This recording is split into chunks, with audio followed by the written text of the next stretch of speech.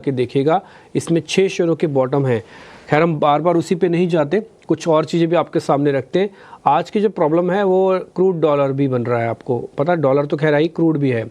4 महीने की ऊंचाई पर कच्चा तेल है। ब्रेंट क्रूड का भाव अभी $81 के ऊपर निकल गया है। ऐसे में किस कंपनीज पर असर हो रहा है और आगे भी होगा, बताने के लिए मेरे सहयोगी वरुण मेरे साथ जुड़ रहे हैं। वरुण जरा बताएं आप प्लीज़। डेफिनेटली, तो 4 महीने के निचले स्तर पे कच्चा तेल पहुंच चुका है, $80 के नीचे आ चुका है, ऊपर आ चुका है, माफ़ कीजिएगा।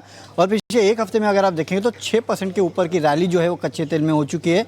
पिछले एक महीने में करीब 9% के आसपास की रैली जो है वो कच्चा तेल कर चुका है। अब इसके काफ़ी सारे कारण हैं। देखिए, एक तो वैसे भी अगर देखेंगे तो सर्दियों के मौसम में यूरोप यूएस में कच्चे तेल की डिमांड जो है, नेचुरल गैस की डिमांड बढ़ती है, तो उसका थोड़ा बहुत इम्पैक्ट देखने मिलता है। लेकिन बड़ा रीज़न इस बार जो है वो जियोपॉलिटिकल टेंशन है, और रशिया और यूएस के बीच में जो जियोपॉलिटिकल टेंशन है उसका इम्पैक्ट कच्चे तेल पे देखने मिल रहा है। क्योंकि माना यह जा रहा है कि यूएस जो है वो रशिया के कुछ टैंकर्स पे प्रतिबंध लगा सकता है, और ये एक बड़ी चीज़ है।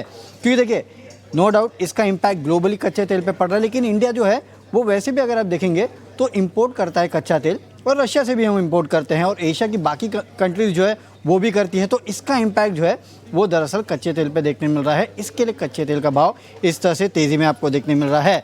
अब वैसे तो देखिए, कच्चे तेल का बढ़ने का इम्पैक्ट जो है स्टॉक्स पे, सेक्टर्स पे पड़ता है, लेकिन इकोनॉमी पे भी पड़ता है। कुछ रिपोर्ट्स अगर आप देखेंगे तो $10 भी अगर कच्चा तेल बढ़ जाता है तो इसका इम्पैक्ट आपके करंट अकाउंट डेफिसिट पे करीब 0.55% के आसपास होता है, और सीपीआई पे करीब 0.3% के आसपास होता है। ये इसलिए क्योंकि हम कच्चा तेल इंपोर्ट करते हैं। इसका इम्पैक्ट जो है फॉरेक्स रिजर्व और रुपये पे भी होता है। सेक्टर वाइज ओएमसीज के लिए नेगेटिव है, क्योंकि कच्चा तेल का दाम बढ़ेगा तो इनको अपने दाम बढ़ाने पड़ेंगे, नहीं बढ़ाए तो मार्केटिंग मार्जिन हिट होंगे, और अगर 0.5 रुपये पर लीटर के आसपास भी फ्यूल मार्जिन चेंज होते तो इनके एबिटा पे करीब 7 से 11% के आसपास का इम्पैक्ट होता है।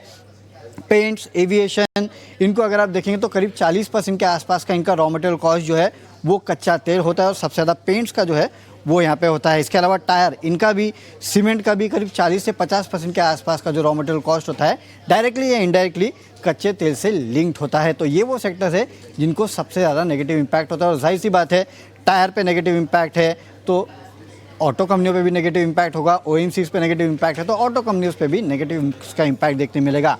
पॉजिटिव, जो ऑयल एक्सप्लोरेशन कंपनीज है, यानी कि जो अपस्ट्रीम कंपनीज है, उनको एक पॉजिटिव इम्पैक्ट होता है। खासकर ONGC, Oil India, Vedanta, HOEC, Reliance, ये तमाम वो अपस्ट्रीम कंपनीज है जो कच्चे तेल की एक्सप्लोरेशन में काम करते हैं, प्रोडक्शन में काम करते हैं, तो उनके लिए फ़ायदा होता है जब कच्चे तेल का दाम बढ़ता है। लेकिन बाकी अगर आप देखेंगे तो नेगेटिव इम्पैक्ट ज़्यादा है।